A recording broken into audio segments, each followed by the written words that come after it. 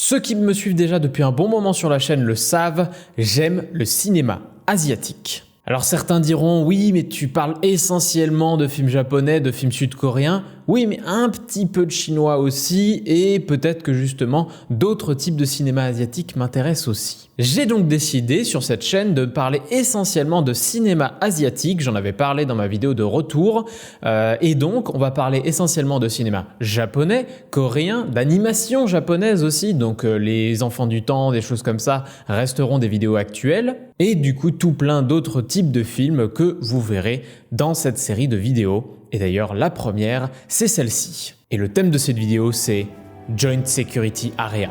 Ah, je suis content d'enfin vous en parler. Là, on est dans un nouveau décor. J'ai encore déménagé entre cette vidéo-là et du coup celle-ci.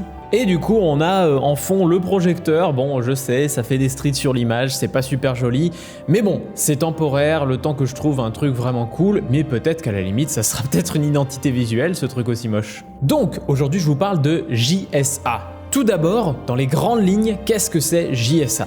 JSA ou Joint Security Area, c'est le troisième long métrage du réalisateur Park Chan-wook. C'est un film de commande mais qu'il a aussi écrit lui-même, réalisé, mis en scène, etc. Et oui, c'est son troisième long métrage, les deux premiers étant complètement impossibles à retrouver sur le sol français. On peut à la limite acheter The Moon in the Sun's Dream, le nom de ce film est horrible.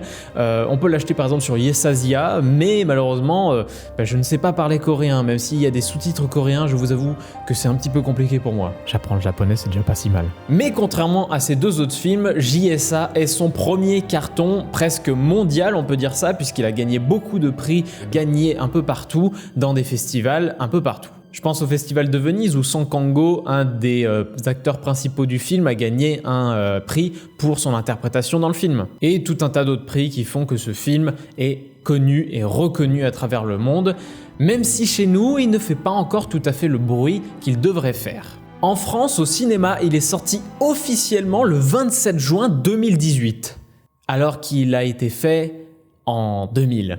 Oui, on a un peu de retard, on peut dire ça. J'ai connu le film quelques années avant, plutôt en 2014, où je l'ai vu du coup en DVD. Il a eu le droit à une sortie DVD, mais pas en salle chez nous, car pour qu'un film sud-coréen, en tout cas à l'époque, arrive chez nous, il fallait que le film fasse un très grand bruit, peut-être même dans un festival ou un truc comme ça. JSA fait du bruit, mais à cette époque, c'était pas encore tout à fait exceptionnel. Par contre, quelques années plus tard, en 2004, est sorti Oldboy. Et là, il a eu le prix du jury au Festival de Cannes. Et vous connaissez un peu les gens de Cannes, quand un film reçoit un prix à Cannes, là par contre c'est un carton, il est édité, il passe au cinéma, etc. C'est d'ailleurs un de mes films préférés que j'ai pas vu au cinéma. Quelle tragédie. Et je vous apprends rien si je vous dis que Oldboy est un de ses plus gros succès, un de ses films qui l'a fait tellement connaître à l'international qu'il a pu faire plein d'autres choses, notamment une production américaine, et c'est un film qui reste gravé dans les mémoires. Tous les gens qui l'ont vu en général se disent « cette fin me détruit totalement, je vais avoir du mal à m'en remettre ». Mais qu'en est-il du coup de JSA ? JSA, il y a plusieurs manières de le présenter. Moi, je vais d'abord, en premier lieu, vous lire le synopsis qu'il y a derrière le Blu-ray. Si vous vous demandez pourquoi je fais ça, c'est pour deux raisons. La première, j'ai la flemme. Et la deuxième, c'est que je trouve que, elle donne pas particulièrement envie de voir le film. À la suite d'une fusillade dans la zone commune de sécurité séparant les deux Corées, 2 soldats nord-coréens sont retrouvés morts. Cette affaire donne lieu à un incident diplomatique majeur entre les deux pays. Afin que la situation ne dégénère pas, une jeune enquêtrice suisse est chargée de mener les auditions des soldats qui étaient en poste. Elle se rend vite compte que les divers témoignages rendent l'enquête complètement indémêlable. Que s'est-il vraiment passé ce soir-là entre les soldats des deux Corées dans la zone commune de sécurité ? Avec un synopsis comme ça, vous pouvez vous attendre à des scénarios tournés un peu comme un Rashomon, c'est-à-dire vous voyez un témoignage, du coup vous voyez la manière dont c'est raconté, etc., etc. Mais moi, j'aime l'amener autrement. Certains diront que c'est du spoil, donc si jamais vous ne voulez pas vous faire spoiler vraiment du tout, allez à ce timecode, mais sinon je vous présente le film de cette manière. JSA, c'est l'histoire de 2 Nord-Coréens et 2 Sud-Coréens qui par diverses situations vont se lier d'amitié et on va vivre la vie de ces personnages autour d'une enquête un petit peu mystérieuse. Donc le timecode n'est pas encore terminé, hein, mais pour moi le film c'est vraiment une histoire d'amitié, une histoire de la vie de personnages qui veulent être amis mais ne peuvent pas l'être parce qu'on ne leur autorise pas. Maintenant on est sorti de la zone spoiler, mais ce que j'aimerais dire du coup aux gens qui n'ont pas spécialement vu le film, c'est allez foncer le voir tout de suite pour diverses raisons. La première, c'est Park Chan-wook aux commandes. Oui, ça veut rien dire, mais si vous avez vu Oldboy, vous savez à peu près ce qu'il est capable de faire. Alors oui, JSA c'est son 3e film, les 2 précédents films étaient plutôt des fiascos, des désastres économiques même. Mais avec ce film-là, il le dit bien dans les interviews, s'il ne l'avait pas réussi, eh bien il aurait juste arrêté sa carrière de cinéma. Du coup il a tout mis dans ce film. On a des thématiques très chères à Park Chan-wook dans ce film, à savoir des personnages très tourmentés qui ne savent pas exactement les choix qu'ils doivent faire parce que, eh bien, tout est un petit peu compliqué en fait dans leur vie. Notamment ici, est-ce qu'on doit respecter le règlement à la lettre ou pas? Peut-être parce que le règlement est un petit peu sévère à ce niveau-là. Une petite critique justement de l'armée, une petite critique de la politique actuelle. Le film est très intelligent aussi sur sa manière de dépeindre les personnages nord-coréens parce que du coup il casse les stéréotypes qu'on a des Nord-Coréens et ça fait plaisir. Alors oui, vous allez me dire qu'on n'est pas trop touché par ce stéréotype nord-coréen, mais en même temps, eh bien, c'est un film qui avant tout s'adresse à son public,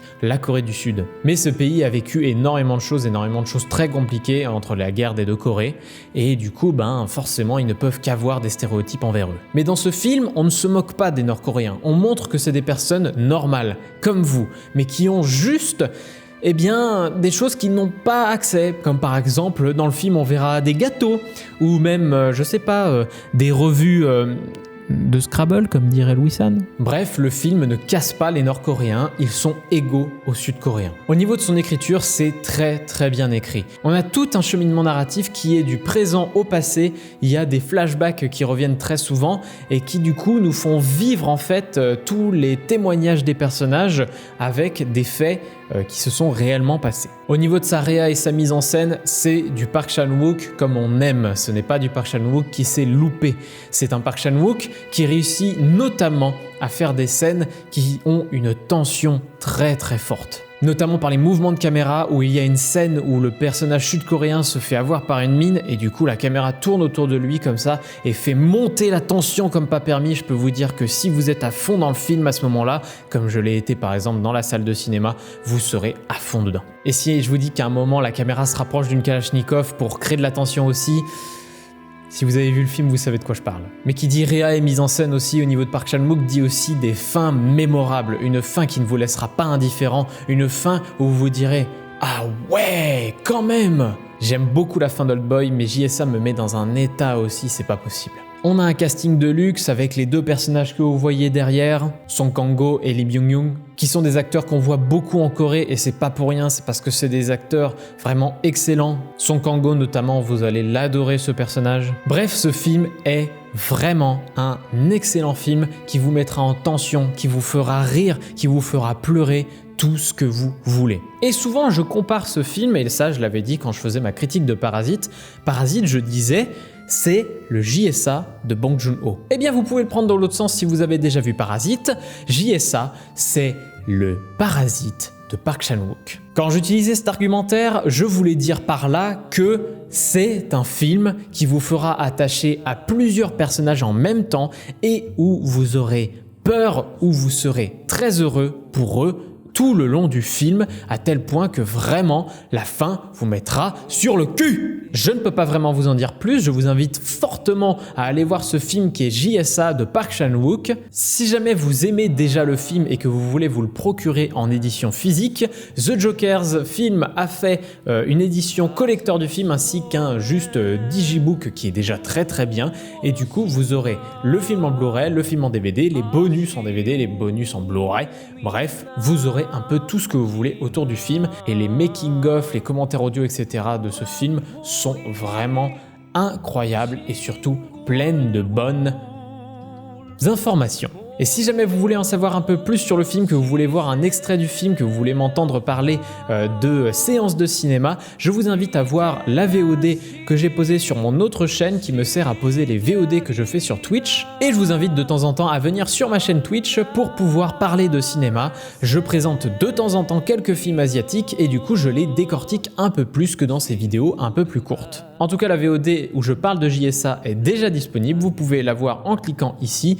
Et moi, j'ai plus qu'à vous dire à bientôt pour une prochaine présentation de films asiatiques. Et du coup, salut!